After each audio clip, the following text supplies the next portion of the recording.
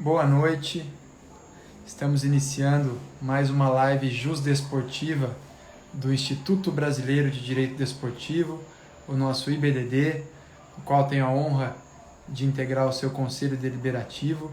É o IBDD que eu sempre digo, sempre que tenho oportunidade, eu digo que sou muito grato a ele por ter me apresentado o direito desportivo no início dos anos 2000. E hoje fazer parte do Conselho Deliberativo e das suas atividades realmente é motivo de muita honra. E hoje, e nesse projeto, na verdade, da coluna Jusdesportiva, né, e também da live Jusdesportiva, com essa função do IBDD de fomentar o direito desportivo, de incentivar, de difundir o direito desportivo, é um projeto muito legal, é algo que enfim, além de fazer parte, escrevendo artigos para a coluna, também tenho muita honra de estar aqui hoje e acompanho também as lives dos meus colegas. E hoje nós vamos receber a Júlia Costa. Estou aqui autorizando a entrada dela na live para a gente poder compor a tela e iniciar a nossa Oi, atividade. Boa noite, Ju, tudo bem? boa noite, tudo bem? Tudo jóia, graças a Deus. Vocês estão me ouvindo bem? Sim, você também está me vendo e me ouvindo?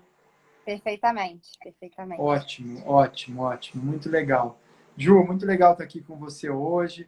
Eu estava dizendo, né, desse projeto da Live Jusdesportiva do IBDD, que é um projeto fantástico, sempre, na verdade, executando, né, a missão do IBDD, que é difundir o direito desportivo, e que ele é tão bem dirigido, né, por você, nosso presidente Léo Andreotti, e também todos os nossos amigos que participam escrevendo os seus artigos, E, moderando as lives e também expondo os seus artigos nas lives. Realmente é um projeto fantástico.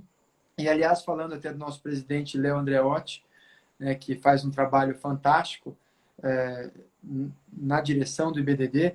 Hoje ele vive um dia muito especial, né, sim, um dia para familiar, um momento familiar, pessoal, realmente muito especial, talvez o mais especial da vida de todo mundo. Espero lá que ele esteja bem, ele com a sua família, com o seu filho que acaba de chegar. E fica aqui o registro, né?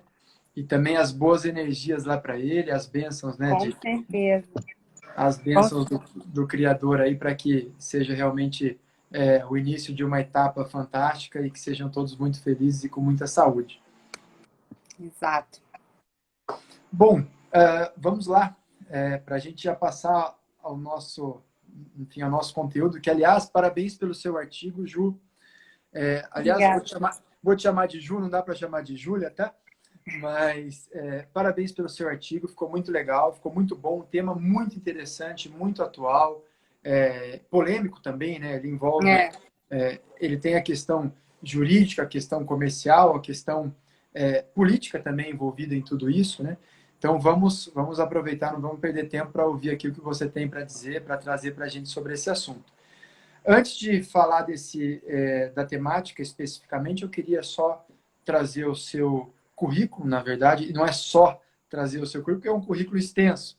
mas, A Júlia Gelli, ela é advogada, pós-graduada e docente em Direito Desportivo, pós-graduanda em Gestão do Esporte, coordenadora regional do IBDD, procuradora da Justiça Desportiva Antidopagem, subprocuradora do STJD do Futebol, auditora do Pleno do STJD do Voleibol, auditora do STJD dos Desportos Aquáticos, presidente do TJD do Rio de Janeiro do Remo, membro da diretoria da Academia Nacional do Direito Desportivo Jovem, que também a academia, registre-se, né, faz um trabalho fantástico no fomento do direito desportivo, e membro do Comitê Especial de Eventos do IIDD. Essa é a nossa amiga, competentíssima advogada Ju. E passando ao artigo que você escreveu e que está no site do IBDD, no ibdd.com.br, convido a todos que estão nos acompanhando que acessem o site, que tenham, deixa eu ver aqui, que tenham enfim, esse hábito, né, de acessar o site do IBDD, que tem um conteúdo riquíssimo, especialmente a coluna Justa Esportiva, que sai sempre às segundas e quartas-feiras, e depois nós temos as lives às terças e quintas-feiras. E sempre textos realmente muito bons, com profissionais muito competentes. É uma aula, na verdade é uma escola, o site do IBDD.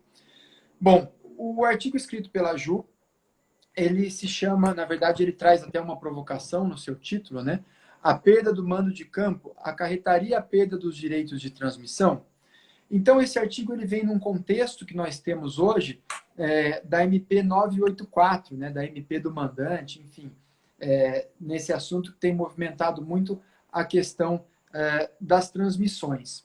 E como você diz no seu artigo, Ju, alguns dos nossos colegas também escreveram sobre esse assunto na própria coluna Desportiva do IBDD.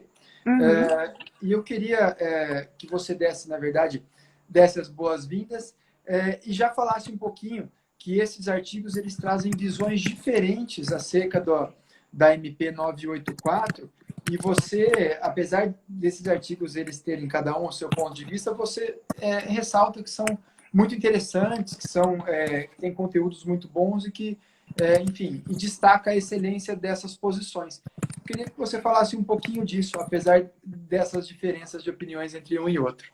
Sim, sim. Realmente, assim, todos brilhantes, né? Seja porque são competentíssimos e são nossos amigos, enfim. Abordam muito bem cada um o seu ponto de vista, mas ao mesmo tempo alguns têm posicionamentos extremamente antagônicos.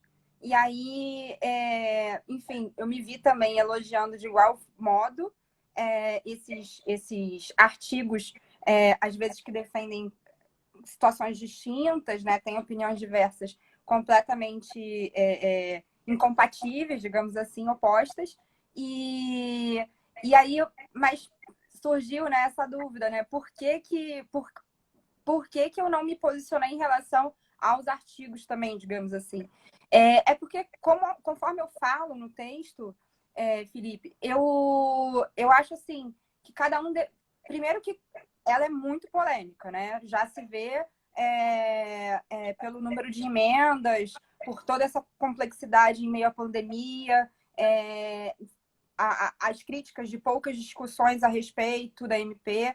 Isso é inegável, seja qual o seu posicionamento, falar que foi algo, como é que eu vou dizer assim, debatido com a seriedade e a extensão que demanda o tema, para a gente que atua nessa área, eu acho que é um ponto comum de todos, né? Assim, todos reconhecem que faltou bastante debate, bastante a discussão mesmo a respeito dessas repercussões.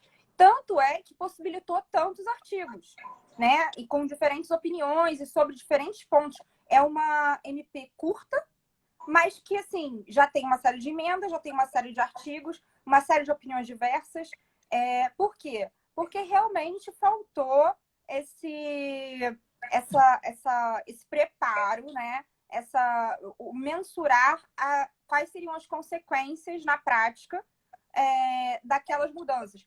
Aí, o que eu não me posiciono, porque talvez nem tenha uma opinião formada, vou te assumir isso aqui, é que, assim, às vezes eu leio uma coisa de ou escuto o outro falando e mudo de opinião. Porque o que não é um ponto comum é se a gente precisa dessas alterações, né? Se esses institutos hoje como são, vão favorecer o desporto se alterados ou não, ou prejudicar, ou o que a gente já tinha consolidado é bom. Eu vou te falar que eu não tenho uma opinião formada. Cada vez que eu leio a respeito, eu meio que mudo. Bons argumentos conseguem me ver o pró e o contra de cada uma dessas, digamos assim, como é que eu vou dizer? Modernizações, né? Porque a corrente que traz essa, digamos assim, as vantagens de se alterar esse cenário, ela fala muito pela união dos clubes, por um alinhamento, algo mais relacionado, mais próximo de como as ligas, a abordagem internacional dá para os campeonatos, né? Para o formato de discussão e negociação em bloco, enfim. Isso tudo é vantajoso, óbvio que é. Mas eu acho que o ponto comum é que a forma como foi feito, como foi feita essa implementação, né? Como se deu, talvez não... E o momento, sobretudo, né? Questão de pandemia e tudo mais, em que pese a gente ter na MP um ponto que, de fato, seria o urgente, né? O que justificaria uma MP que é relacionado aos contratos, ao tempo de vigência dos contratos, mas isso eu nem abordo no meu artigo, porque, na verdade, é bastante distinto do tema em si, né? Eu dou uma roupagem, volto mais especificamente para a justiça desportiva, mas acaba que a gente que ama esse tema é infinito esse debate, né? Não é à toa que tantos artigos, enfim, tantas opiniões diversas de pessoas que, assim, a gente admira, respeita enquanto profissionais. Então, assim, se eu te falar por quê, é por isso. É porque de fato, eles me convencem a cada conversa. Eu tenho uma visão, assim, digamos, mais ampla, né, de fundamentos para alterações. Agora, quais seriam essas alterações e como elas deveriam ocorrer, aí também acho que acaba sendo um ponto comum dos críticos, que de fato foi feito de uma forma um tanto quanto temerária, né? Através de uma MP que precisou ser prorrogada, enfim, que já tem aí quase 100 emendas, 90 e tantas emendas, e realmente trouxe mais, como é que eu vou dizer, pontos divergentes e polêmicas e discussões do que propriamente soluções, né? Verdade, verdade, Ju, eu concordo com você. Antes de seguir, eu só queria dizer que eu vi aqui passando na nossa audiência o nosso presidente Léo Andreotti, que, Léo, é um prazer te ter aqui, uma honra, mas eu acho até que pelo dia tão especial que você está vivendo, não era para você estar aqui. Não era para você estar aqui, mas ele é o nosso presidente, o nosso instituto. Eu falo isso, as pessoas devem me achar até repetitiva, sabe? Quando a gente fala lá, hashtag time BDD, a gente não é algo, como é que eu vou dizer, para promover um instituto tão somente, né? A gente realmente, eu sinto assim que a gente é um time coeso, que se apoia, que se admira profissionalmente. Então, quando eu te digo isso, do quanto eu admiro e do quanto eu vejo uma fundamentação que me convence nesses artigos, por mais antagônicos que possam ser, é por isso, sabe? Assim, são pessoas que a gente conhece, a gente passa a ter até como amigos, admira, e eu vou tomar liberdade, já que ele está aqui, a gente não imaginou que ele fosse entrar, mas já que ele está aqui, eu vou tomar liberdade também de parabenizar por aqui a chegada do Luigi para a Ju, para o Léo, e, enfim, toda a felicidade e saúde do mundo para essa família linda. E agradecer, né? Já que ele está aqui, vamos agradecer que ele está nos assistindo. É verdade, é verdade. Eu digo mesmo. Parabéns, muito sucesso, muita saúde, muitas felicidades, sucesso para vocês, para a família, para o Luigi, que sejam muito felizes. E pode sair, Léo, a gente autoriza, vai lá cuidar da família. Tchau, Léo. Mas, aliás, as pessoas que estão nos acompanhando, se quiserem deixar aqui os seus comentários, os seus questionamentos, a gente vai atendendo à medida que a gente for desenvolvendo a live. Ju, mas você dizia dessa polêmica, desses debates, dessas quase 100 emendas em torno da MP, e você falou aí de um ponto interessante que eu queria destacar e que você diz no seu artigo. A MP, será que ela vai acabar em outubro, quando acabar a vigência, o prazo, né, que ela foi prorrogada por mais 60 dias, salvo engano, vai até meados de outubro. Será que ela vai virar lei? Como que isso vai funcionar? Porque no fim das contas eu fico pensando, tanta polêmica, tanta celeuma, tanto debate, e daqui a pouco acabou. E a gente volta, de repente, no que era antes. Como que você... Eu sei que é muito difícil dar uma previsão para isso, né? Todo mundo quer... Acho que essa é a pergunta do milhão, né? O que vai acontecer? Mas o que você acha? Qual que é o seu sentimento em relação a isso? Eu acho que eu até adianto, né, que eu entendo que é o posicionamento majoritário, digamos assim, das pessoas com quem eu converso a respeito, né, que se interessam pelo tema e tudo mais. Eu acho realmente que vai caducar e que toda essa celeuma, como você disse, vai, enfim, ser razão de estudo, de debate das possíveis alterações futuras, mas eu acho que não vai ser através desse texto, da forma como foi feita. Eu acho que essa prorrogação, digamos assim, ela já é um indicativo assim, bastante forte para quem acredita que a MP vai caducar e que isso tudo vai ser material para a gente ter os debates que talvez deveriam ter ocorrido antes, né? Durante, para um futuro talvez promissor, espera-se, né? Que essa modernização aconteça de uma forma mais com maior parcimônia, com maior debate, com maior análise das consequências, das implicações, né, de cada trecho do texto, enfim. Então, assim, eu até trago esse debate, digamos assim, voltando um pouco para a justiça desportiva, e algumas pessoas falaram que você tá louca, sabe? Assim, não tem, como assim? Não tem nada a ver uma coisa com a outra. E eu até concordo. Já me adianto aqui que eu até concordo. Mas, assim, por, eu acho que é algo que tem que ser debatido, né? Que já que foi feito de uma forma tão célere, tão pouco difundida e tudo mais, eu acho o momento acabou sendo esse, né? O durante, que enquanto está na vigência, agora prorrogado, a gente acaba pensando a respeito de todas as implicações, né? E acho que todas elas devem ser estudadas, enfim, analisadas, para que a gente possa, no futuro, né, ter uma situação mais dentro da nossa realidade, mais em acordo com a realidade de clubes pequenos e clubes grandes. Enfim, todos aqueles debates que a gente vem tendo, né? O repasse, como seria, né, de um mandante para os atletas do time visitante. Enfim, todas aquelas questões que a gente, assim como essa que eu trago, que talvez seja um pouco menos, como é que eu vou dizer, de repercussão prática e de consequências gravosas, mas que existem, que estão no ar e que, como você disse, a gente não tem a resposta. Na verdade, são várias perguntas do milhão, sendo que a maior delas, sem dúvida, tudo isso vai ter sido em vão, né? Tipo, esse texto, o que vai ser feito? Foi só para nos animar na pandemia e, enfim, debatermos em diversos artigos sobre diversos aspectos. É por aí, Felipe, é por aí. Eu aproveito para te agradecer, viu, a condução hoje.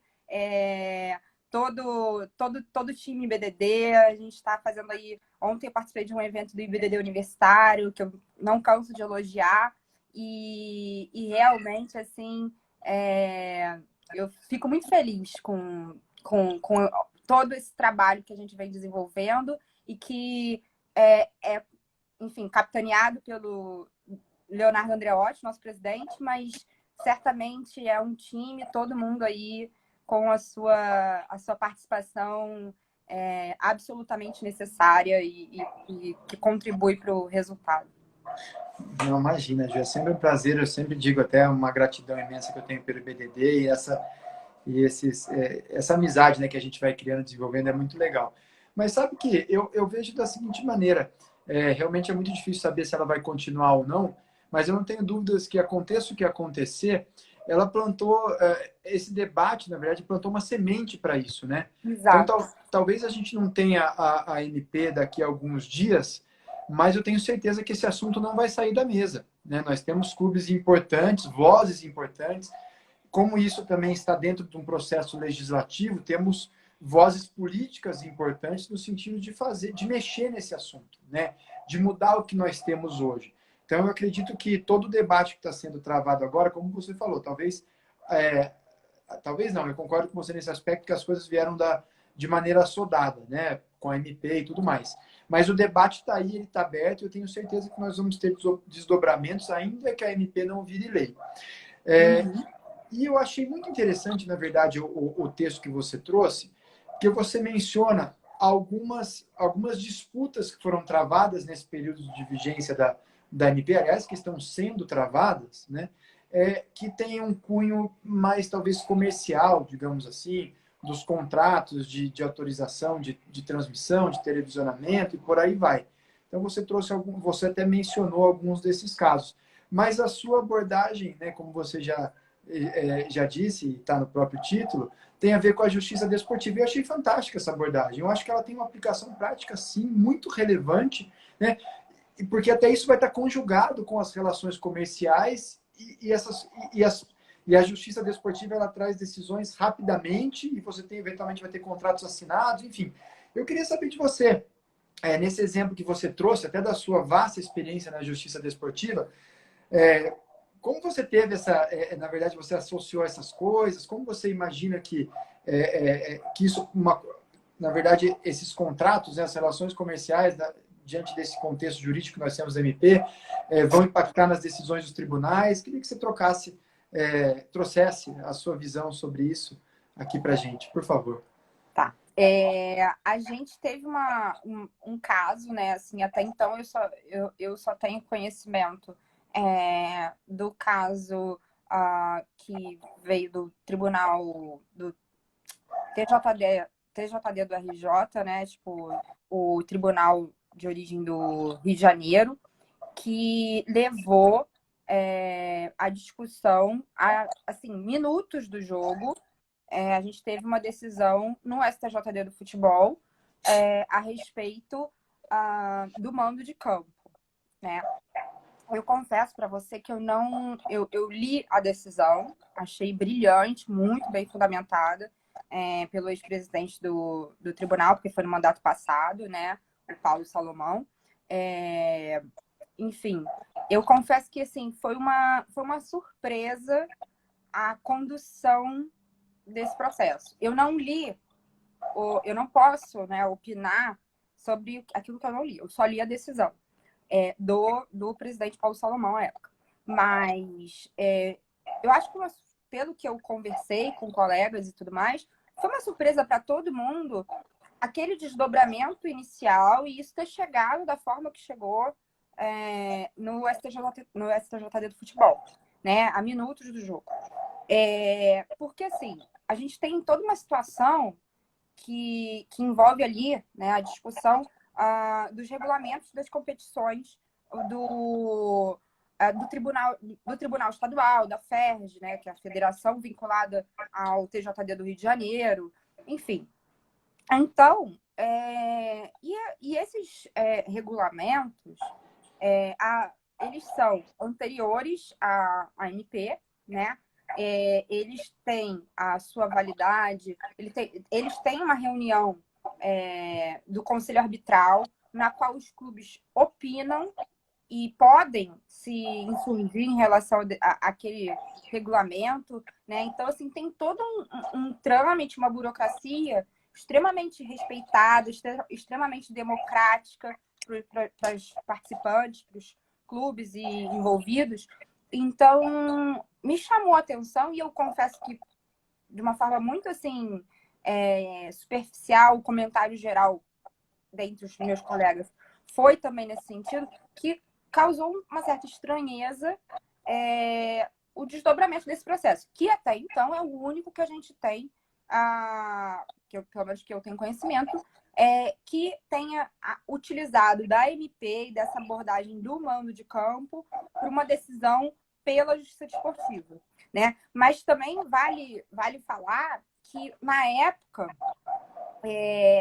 por exemplo, para o STJD, a gente estava quase que inoperante, porque os campeonatos administrados pela CBF, eles não estavam ocorrendo, né? Então, assim, também a demanda naquele momento e a demanda agora que os campeonatos praticamente todos, né, ou voltaram ou se iniciaram, a questão já pode ser outra, né? Essa vigência da MP, ela pode ser utilizada para criar debates em casos que, como você disse, que a justiça desportiva deve ser simples, deve ser célere, deve ser objetiva, deve se atentar ao campeonato como um todo, como é que eu vou dizer assim, a valorização do campeonato, né, a disputa em campo, enfim, todos aqueles princípios, né, do direito e, sobretudo, os específicos do desporto que a gente tem elencados no artigo 2º do CBJD. Então, assim, de fato, ainda que eu tenha falado na minha resposta anterior, que é algo que talvez tenha menor relevância e menor aplicação prática, ela não inexiste, como você muito bem disse. Então, daí que eu trouxe o debate e falei. E apesar de ter uma opinião muito, como é que eu vou dizer assim, muito particular, muito sem uma fundamentação técnica, porque não existe, como eu coloco no meu texto, né? A gente não tem nenhum artigo expresso que defina.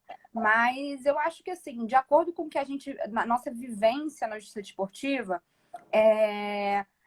parece um tanto quanto óbvia a resposta, sabe? Então, assim, até as pessoas falaram assim, mas, nossa, eu nunca tinha parado para pensar nisso. E eu, assim, não, tudo bem, certamente, porque talvez seja irrelevante. Mas, enfim, já que a gente está nessa, né, de debater a MP enquanto ela não caduca, que é o que a gente acha que vai acontecer, vamos falar sobre toda a extensão e repercussão que ela pode vir a implicar, a proporcionar, né? Sim, e você mencionou, na verdade, eu achei fantástica a sua abordagem, porque quando você celebra um contrato, né, você projeta os acontecimentos esperados, né? Você tem uma perspectiva daquilo que vai acontecer. E tem um ponto muito positivo da justiça desportiva, que é a celeridade, como você mencionou. E no fim das contas, você tem contratos celebrados, né, prevendo o que vai acontecer durante um dado período. De repente, pode acontecer um fato hoje, daqui 10 dias a justiça desportiva deu uma outra, uma decisão diferente. E aí, como se faz isso? E você até menciona a questão dos regulamentos. Você acha que os regulamentos da competição, eles podem complementar o CBJD no sentido de ajudar a resolver esses problemas ou a evitar esses problemas junto com a MP, com os direitos do mandante? Como que você vê? Queria que você falasse um pouquinho mais da importância dos regulamentos da competição nessa mistura toda. Então, na verdade, os regulamentos, eles não têm, como é que eu vou dizer assim? Eu nem poderia abordá-los de forma mais específica no artigo, porque a gente que é do meio sabe que são inúmeros. Cada competição ela tem um regulamento geral de cada instituição, né, de administração do desporto. Então, assim, a gente vê nesse caso, né, a aplicação era dos regulamentos da FERJ, né, nesse exemplo que a gente acabou de mencionar. Mas, por exemplo, o último grau de instância acabou sendo o pleno do STJD, né? Como é que eu vou dizer assim? A solução foi mais monocrática do presidente, mas, enfim, gerou um processo no pleno do STJD, como grau de recursal, né? Do TJD do Rio de Janeiro. Então, que já tem outro regulamento, que já acompanha, digamos assim, outro regulamento geral, que é o da CBF. Fora isso, a gente tem um regulamento específico de cada competição. Então, a gente contempla, e é isso, a gente está tratando só o futebol, né? A MP, em tese, ela, assim como o CBJD, tem aquela roupagem voltada para o futebol, né? Quando diz partidas, mas não necessariamente trata exclusivamente do futebol. Então, assim, a gente tem aí, se a gente considerar o número de modalidades, o número de entidade de administração do desporto, o número de competições para considerar os regulamentos específicos, a gente está tratando de um número infinito de regulamentos que a gente não teria como contemplar. Inclusive, salvo o melhor juízo, e a gente tem colegas, o próprio presidente, Leonardo Andreotti, ele compõe a comissão de análise, estudo do novo CBJD, da competição do novo CBJD, da redação. E assim, porque é muito difícil você fazer um texto destinado ao desporto que contemple todas as modalidades. Então, sim, eu acho que os regulamentos são importantíssimos. Acho que, inclusive, esse caso, quem sou eu, como eu disse, não li o processo, então posso estar falando besteira.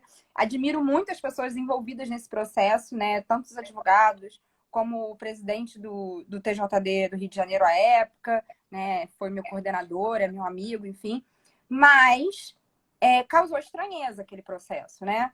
O desdobramento dele. E talvez uma melhor utilização desses regulamentos pudesse ter obstado todo aquele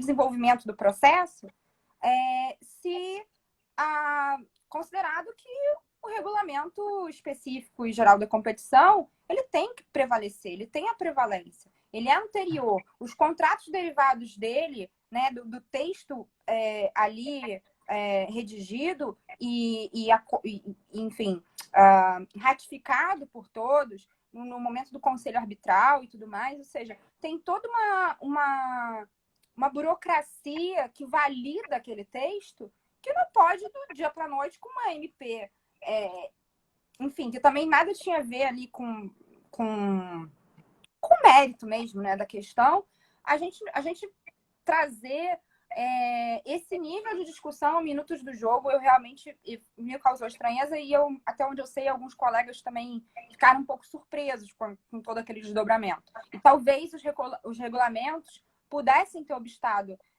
toda essa celeuma e tornado menos polêmico, digamos assim, aquele jogo, né? É verdade. E claro que a MP veio no meio de tudo isso, os regulamentos estavam prontos, como você já disse. Mas há mais flexibilidade para se alterar um regulamento do que mudar o CBJD, a lei, né? Enfim, claro que nós temos a questão da provisoriedade da MP, mas é mais difícil mudar a lei e CBJD do que regulamento. Então, eu acho que realmente eles vão ocupar um papel importante nisso tudo, não tenho dúvida. E eu queria saber também, né, falando dessa relação da MP com a justiça desportiva, você menciona no seu artigo o tão temido artigo 213 do CBJD, né? Então, eu queria que você falasse dessa relação do artigo 213 do CBJD com a MP do mandante, eventualmente trazendo alguns exemplos práticos de como você vê essa relação, e aproveitando até de passar a palavra para agradecer os conselheiros, diretores, membros do BDD que estão passando por aqui. Muito legal ter vocês, nossos amigos, e também fomentadores de direito desportivo. Com certeza, né? Eu também aproveito, faço das suas palavras as minhas, agradecendo a todos. Já vi aqui diversos amigos, membros do BDD e, enfim, eu vou parar de falar, porque às vezes a gente vai falar os nomes e comete aí algumas injustiças, digamos assim. Então, vou agradecer de uma forma mais ampla e geral a todos. Mas, então, o artigo 213, realmente, né, temido, porque as consequências dele podem ser tamanhas ao ponto da perda do mando de campo, né? Que é justamente o que origina nosso debate aqui. Mas o artigo 213 ele tem uma conotação, ele visa a segurança do evento desportivo, né? Seja ele qual for, do jogo, enfim, partida. E aí, eu até abordo isso no texto também, que assim, o fundamento, né, a origem desse artigo, ele realmente não tem essa conotação voltada para uma questão mais contratual, mais uma conotação mais questões financeiras. Daí que eu acho que esses institutos, né, já adiantando mais uma vez aqui meu posicionamento, que esses institutos teriam finalidades completamente diferentes. Mas, assim, um exemplo, até conversando com o meu procurador-geral atual, né, doutor Ronaldo Piacente, lá no STJD do futebol, e a gente estava conversando a respeito, e ele me trouxe, assim, uma informação de quando ele era o presidente, que muitos clubes, muitas agremiações iam até ele pedindo para, ao invés de perder o mando de campo, que fosse sem torcida. Porque o custo operacional disso para o clube era enfim, viável, né, digamos assim, e talvez a mudança né, do campo fosse menos. Então, ainda que essa pena não esteja elencada no 170 do CBJD, o que acontece? Era ali uma saída de adequar, né, essa pena e essa solução que não deixava de punir a agremiação, mas, ao mesmo tempo, garantia a segurança, que é a finalidade do artigo 213, né, que é basicamente a segurança de todos os envolvidos partícipes do campeonato, ali, do jogo. E então ela atendia todas as demandas, digamos assim, do artigo, né, e da pena aplicada, mas ela trazia, na verdade, uma solução outra, né, uma adequação que o operador da justiça desportiva, né, no caso, jogador, relator, enfim, eles fizeram isso inúmeras vezes, inclusive a pedido das agremiações, porque por essa análise, com isso não estaria, o clube não deixaria de ser punido, não deixaria de estar evitando a violência, que era a violência e a insegurança, que era o fundamento para a aplicação da tipificação do 213, né? Ou seja, uma infração disciplinar extremamente ligada a essa questão da segurança, da violência, da desordem, enfim. E com isso, não prejudicava tanto, digamos assim, né, o campeonato. Então, ele me trouxe essa informação assim, do âmbito prático, né, da vivência, que a gente não tem norma nenhuma, mas que convém a gente debater, né? Que acaba que a própria perda, ele falou, Júlia, a própria perda do ano de campo muitas vezes deixava de ser utilizada sob esse fundamento. A gente adequava a punição dessa forma a pedido dos clubes. Então, assim, você vê como são institutos voltados para situações e questões completamente díspares, né? Daí eu trago a discussão, né, a necessidade de nós discutirmos todas as implicações da MP, inclusive no âmbito da justiça desportiva, mas, ao mesmo tempo, quem tem essa vivência na justiça desportiva fala para mim assim, mas você está comparando o incomparável, sabe? Enfim, é mais ou menos por aí. Você está falando aqui do 203, eu estou aqui pensando, né, de novo, né, nesse exercício que a gente vem fazendo de pensar nas implicações, né? Muitas vezes as defesas, né, de uma denúncia pelo 213 abordam, como você disse, né, do custo operacional, de todo o transtorno de você ter que mudar. Hoje eu acho que vai ter mais um elemento, né, caso a gente tenha mantido essa legislação, seja pela MP, seja por um projeto de lei futuro, mas talvez tenha mais um argumento de dizer, olha, além do meu custo operacional, eu tenho lá um contrato com determinada televisão, que se eu não fizer no meu estádio, né, o jogo, se eu tiver que fazer no estádio vizinho, enfim, numa cidade próxima, eu vou ter uma receita menor da transmissão daquele jogo. Você acha que isso pode acontecer? Acho que é bem possível, né? Acho que isso totalmente poderia acontecer. Porque aí, como eu coloco no artigo também, né? A gente está lidando com contratos bilaterais, solenes, vai ser um efeito cascata, né? Tamanha pode ser a repercussão, se isso não for bem observado e corrigido, digamos assim, num texto futuro, que a gente imagina a chuva de indenização de patrocinadores, né? A gente tem aí as arenas com os nomes, enfim. Fora isso, os próprios patrocinadores também dos times e tudo mais. Então, assim, é impensável. Acho que não, a gente não tem como mensurar se isso passar a ter uma aplicação prática, né? O desdobramento volátil dessa questão dos contratos e o como isso pode tomar um caminho assim que a gente não vai saber até onde vai chegar. E uma outra coisa também, até complementando minha resposta anterior, Felipe, é que assim, quando a gente depende de uma decisão da justiça desportiva, diferentemente lá da venda, que eu até exemplifico também com a venda do mando de campo, mas assim, vamos supor, se isso vem de uma decisão originária que se originou numa infração disciplinar. Ninguém esperava essa infração disciplinar. Depois da infração disciplinar tem o julgamento e tem a condenação. Aí tem essa punição da perda de mando de campo. Imagina, porque é algo que nenhum contrato vai conseguir presumir. Enfim, então assim, e a gente não sabe a que tempo vai ser.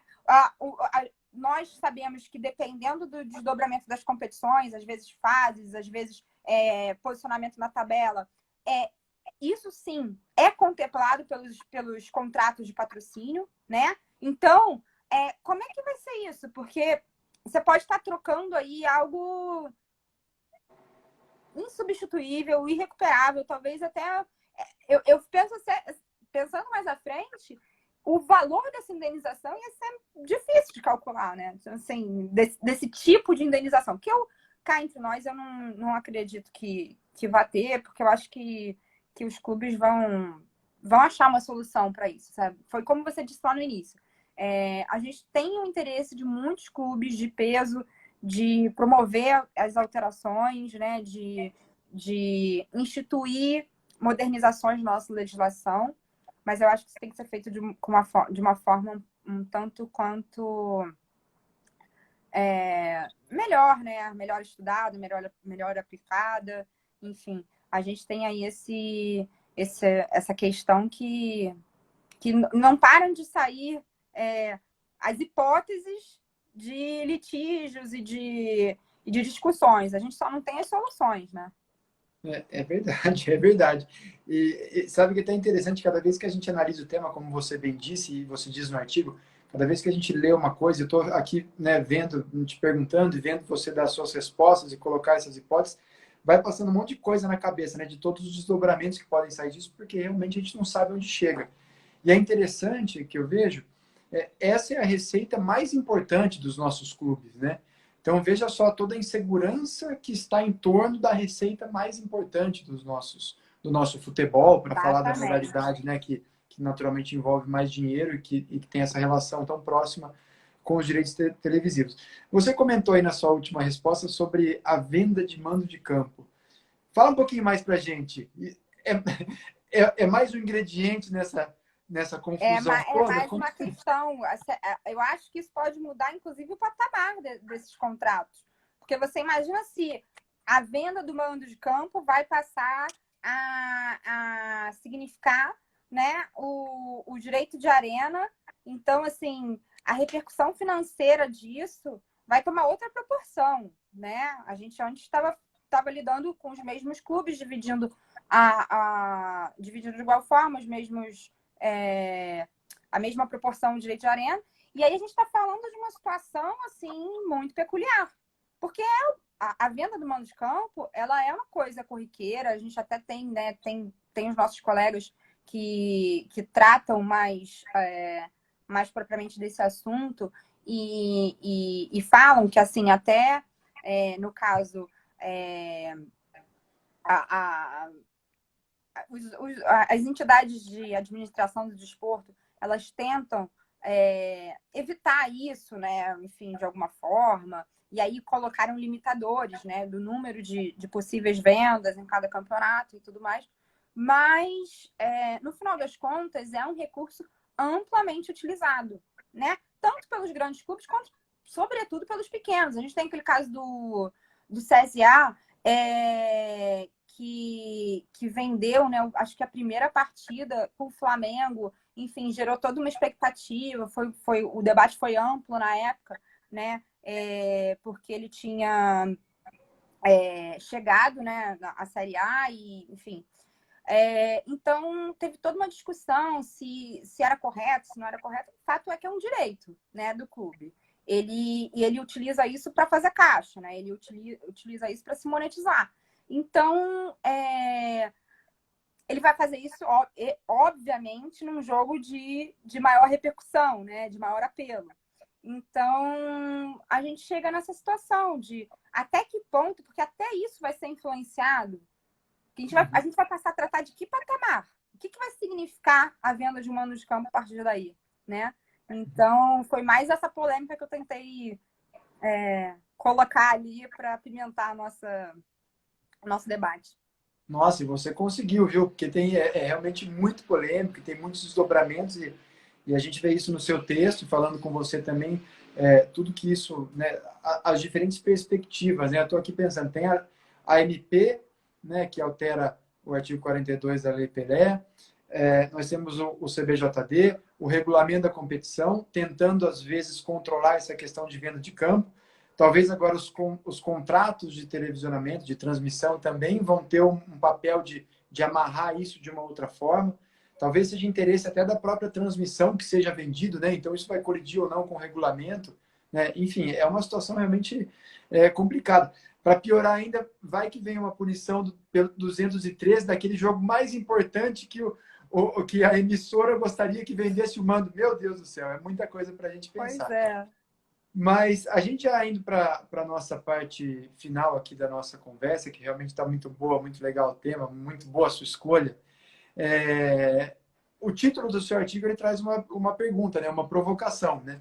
A perda do mando de campo acarretaria a perda dos direitos de transmissão? Eu queria saber se você tem essa resposta, ou se você pode, pelo menos, trazer as suas reflexões sobre isso, porque a resposta realmente não é fácil.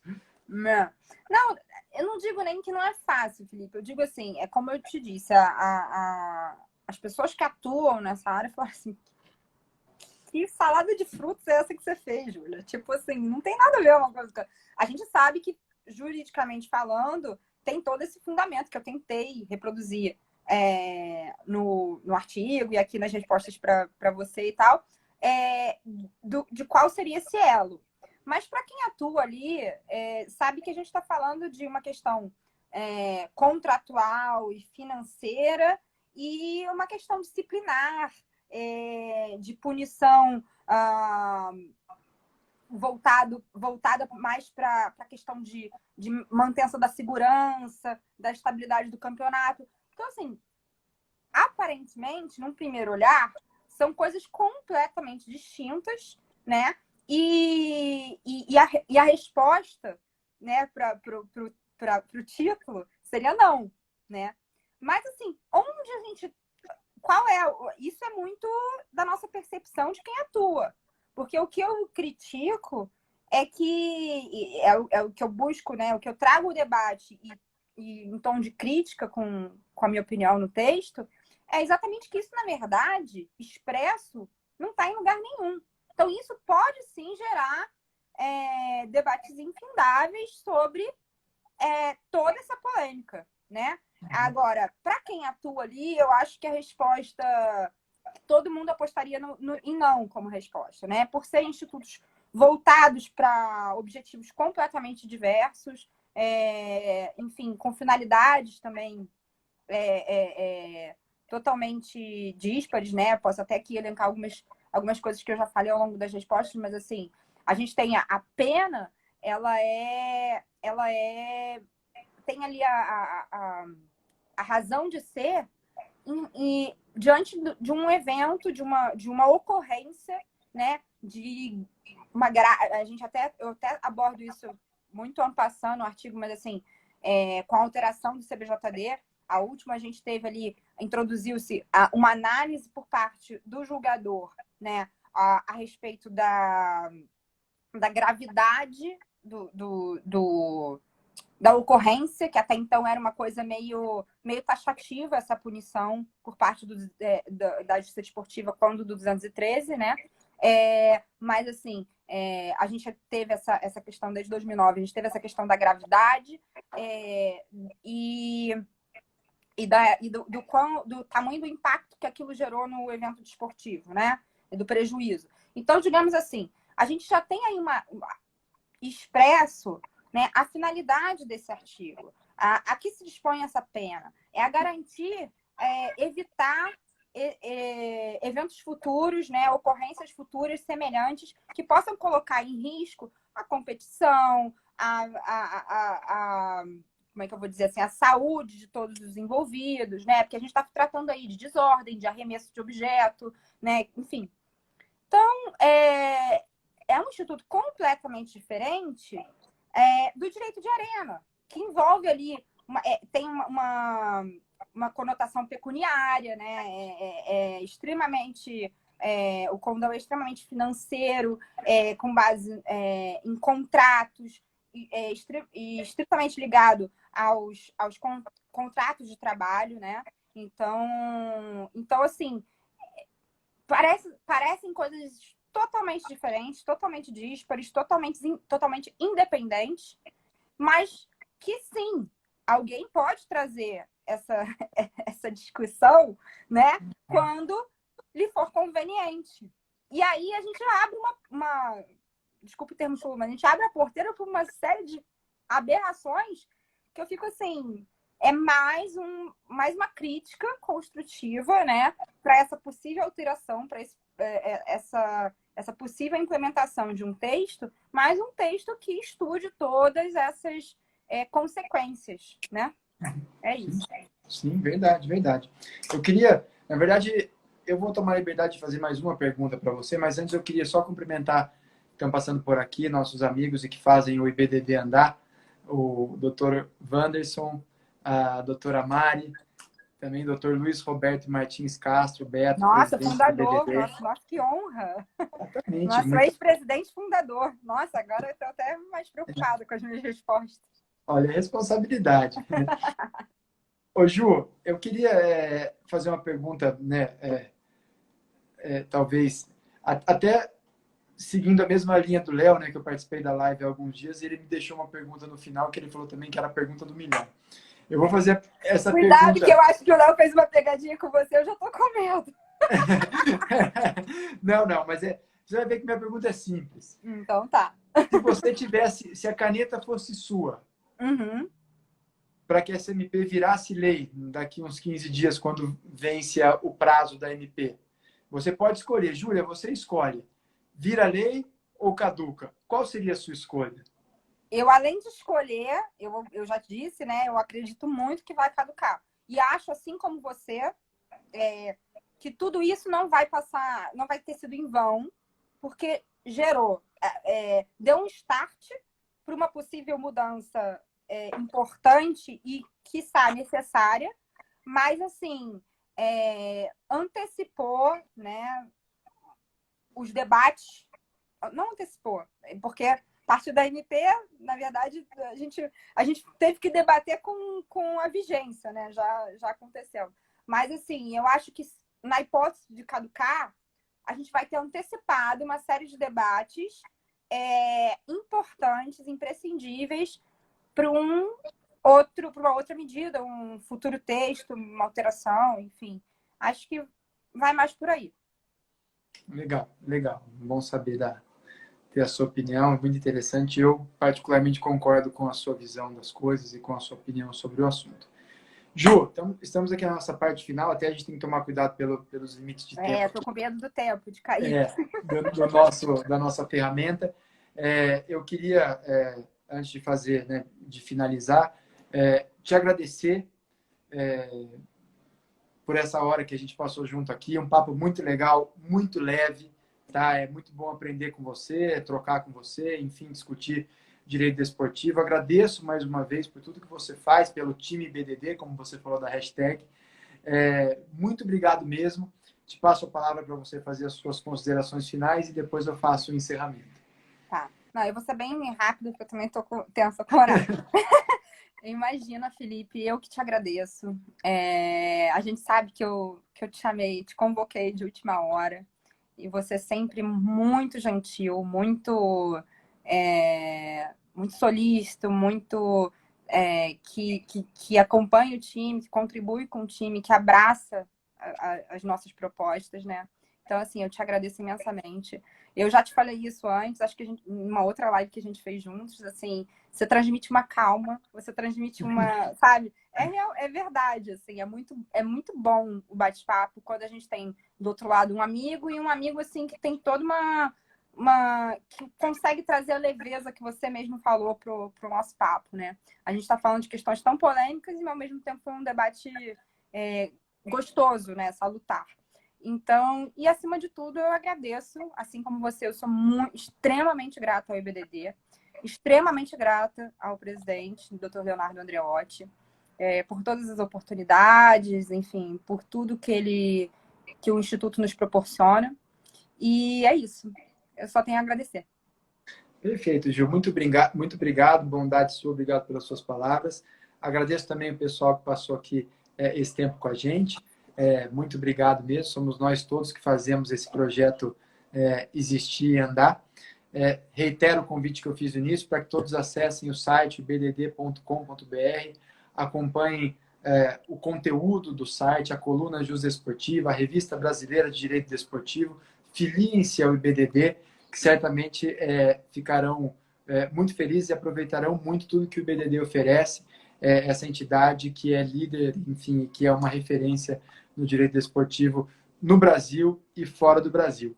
Muito obrigado. Na próxima segunda tem mais artigo na coluna Jus Esportiva, terça-feira mais live, e assim a gente segue com as nossas atividades.